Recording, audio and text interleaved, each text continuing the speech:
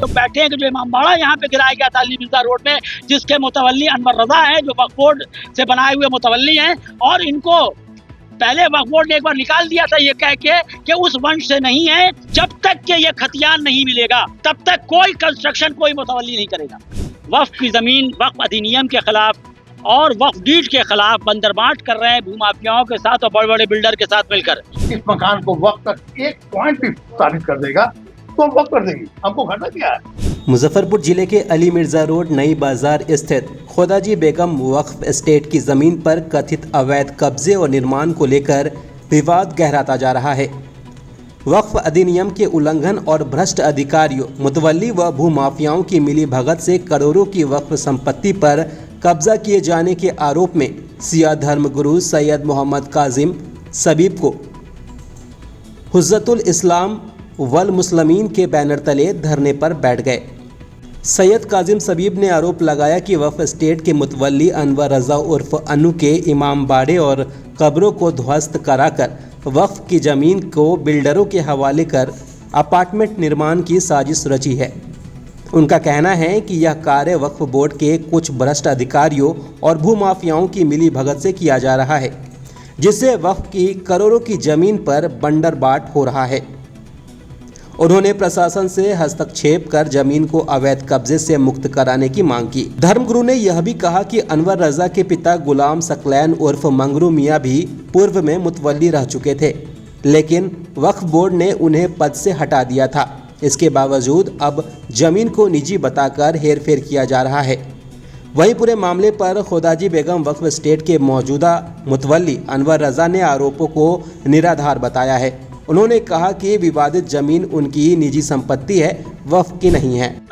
कि धर्म की और कमजोरों की जमीन बेच दी जाए। इसमें बहुत से बड़े बड़े भूमाफिया हैं और उनके साथ कुछ लोग प्रशासन के भी मिले हुए अच्छे लोग भी हैं जो आज भी हम लोग का साथ देते हैं, लेकिन ये जोर बढ़ता चला जा रहा है। हम लोग बैठे हैं कि जो इमामबाड़ा यहाँ पे गिराया गया था अली मिर्जा रोड में, जिसके मुतवल्ली अनवर रजा है, जो वक्फ बोर्ड से बनाए हुए मुतवल्ली हैं, और इनको पहले वक्फ बोर्ड ने एक बार निकाल दिया था ये कह के कि उस वंश से नहीं है। इनके पिताजी को निकाल दिया तो उस वंश से नहीं है और वो घपला घोटाला करते हैं, फिर उनको मुतवल्ली बनाया गया है और ये वही काम कर रहे हैं जो इनके पिताजी करते आए थे, जिसके आज गवाह इतने सारे लोग हैं मेरे पास ये कागज है।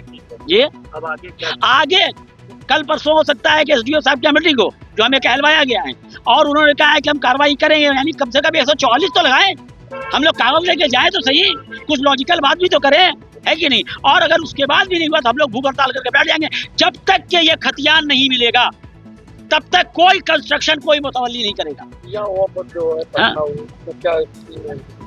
इसकी भूमिका है वो बिछवाता है, वो अफजल अब्बास अपने मुतवल्लियों से बिछवाता है, कमीशन खाता है। हमारा एक कहना है, करीब करीब सारा शिया वक्फ बोर्ड का चेयरमैन और ये भी बहुत से अधिकारी आते हैं तो उनके पास रिक्शे से चलने का पैसा नहीं है और जाते हैं तो रेंज रोवर, मर्सिडीज, फॉर्चूनर, ये कैसे हो जाता है।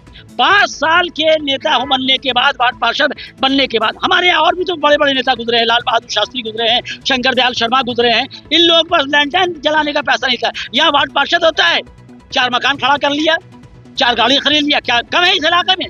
जो 21 जुलाई को हमारा घर तोड़ के जो लोग घुसे थे, हमला किया था, पूरी धार्मिक किताबें बर्बाद की थी, वो सब जो है वार्ड पार्षद थे, बहुत से वार्ड पार्षद थे, बड़े बड़े गुंडे थे, पुलिस के साथ आए थे। कौन नहीं जानता ये पैसा कहाँ से आता है। ये हम लोग इसके पहले भी धरना दे चुके थे और हमारी मांग पूरी नहीं हुई। आज भी हम लोग धरना दे रहे हैं। अगर ये मांग पूरी नहीं हुई तो फिर धरना होगा और भूख हड़ताल भी अब करेंगे, क्योंकि इधर हम मुजफ्फरपुर में खास करके और पूरे बिहार में शिया वक्फ बोर्ड और उसके मुतवल्ली मिलकर वक्फ की ज़मीन वक्फ अधिनियम के खिलाफ और वक्फ डीड के खिलाफ बंदरबाट कर रहे हैं भूमाफियाओं के साथ और बड़े बड़े बिल्डर के साथ मिलकर।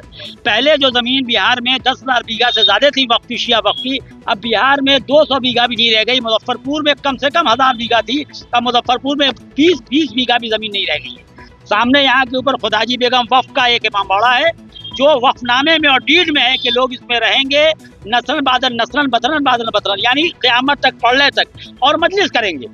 वो मकान इन लोगों ने बिल्डर को देके गिरवा दिया, इमामबाड़ा गिरवा दिया है, वहाँ पे बिल्डिंग बन रही है और कहीं पे कॉन्ट्रैक्ट पे बिल्डर के साथ, जबकि उसको कन्वर्ट नहीं कर सकते हैं, लेकिन कन्वर्ट कर भी दिया तो बिल्डर के साथ एक कॉन्ट्रैक्ट बनता है कि उसमें इमामबाड़ा होगा, उसमें मजलिस करेंगे लोग, लेकिन वो भी नहीं लिखा। और पिछले बार धरना दिया था तो बड़े बड़े क्रिमिनल खड़े होकर कह रहे थे कि निकाल रहे हथियार, निकाल रहे सामान। आप लोग भी शायद उस तमाशे को देख रहे थे। बार बार जब भी कोई गरीब का, कमजोर का धर्म की जमीन बचाने खड़ा होता है, चाहे वो मठ हो, वक्फ हो, बड़े बड़े भूमाफिया क्रिमिनल जो हमारे बहुत से प्रशासन के लोगों के नज़र में भी रहता है, डराते हैं, धमकाते हैं ताकि लोग ना आए और इत्मीनान से वो ज़मीन बेच के अपने बड़े बड़े आकाओं को खुश कर सकें। हम लोग आज बैठे हैं कि ये 3527, 28, 29 का जो खिसरा का जो कागज़ गायब है खतियान, और 5658 का एक बड़ा काम ये हो रहा है कि कागज जो है वो अंचर से फाड़ा जा रहा है, रिकॉर्ड रूम से फाड़ा जा रहा है और वक्फनामे से फाड़ा जा रहा है। ऐसे और भी जगहों का कागज फाड़ा जा रहा है। कागज जब फाड़ दिया जाएगा तो बच क्या जाएगा, क्या रह जाएगा, कौन अपना मकान, और ये हिम्मत बढ़ेगी तो दूसरों कमजोरों के मकान पे कब्जा होगा। जब हम यहाँ से बैठे हुए चांद पे मंगल। मैं अनवर रजा मुतवल्ली खुदादी बेगम वक्फ एस्टेट बड़ी करना, क्योंकि मैं वहाँ का मुतवल्ली हूँ, तो अब मेरे निजी मकान को भी वो अपने सिर्फ स्वार्थ जाती हमसे उनसे कुछ लड़ाई है, जो जिसकी वजह से उनके मकान को हमने इंडिकेट किया था कि वक्त उनका मकान, इसलिए वो हमारे मकान के पीछे पड़े हुए। आप ये बताइए कि जो चीज़ को वो दिखा रहे कहते हैं इस लाइन से है कि म्यूनिसिपैलिटी नंबर 206 और जिसमें मजलिस अदा हुआ करती है, इसमें मोहम्मद सईद मेरे दादा के बड़े भाई थे, उनको ये मकान दिया गया, मेरे दादा को नहीं दिया गया।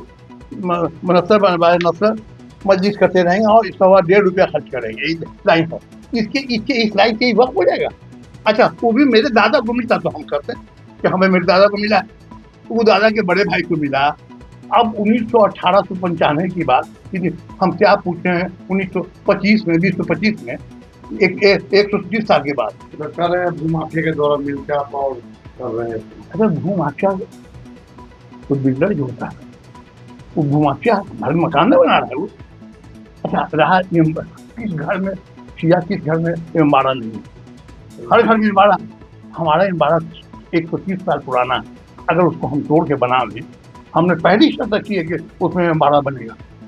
और आप जानते हैं कि कोई एग्रीमेंट नहीं, सब चीज़ मेंशन, ये अलग एक मेंशन होती है कि हम अभी एक और बात, आप दोनों आदमी की लड़ाई में यहाँ कौन बदनाम जी, शिया बदनाम है, वहाँ अध्यक्ष जो पटना बैठे बेचारे जी, तो आखिर आप फिर आगे क्या रुख करेंगे? नहीं, हम तो कह रहे हैं ना कि 5-7 आदमी की मोहल्ला कमेटी बना दें, शहर के जो जिसको अच्छा हो समझते हो कमेटी बना लें, एक अच्छे वकील को रखें। अगर किसी भी कोई वकील इस मकान को वक्त तक एक पॉइंट भी साबित कर देगा तो वक्त कर देगी, हमको घटना क्या है। क्या नाम हुआ? मेरा नाम है अनवर रजा।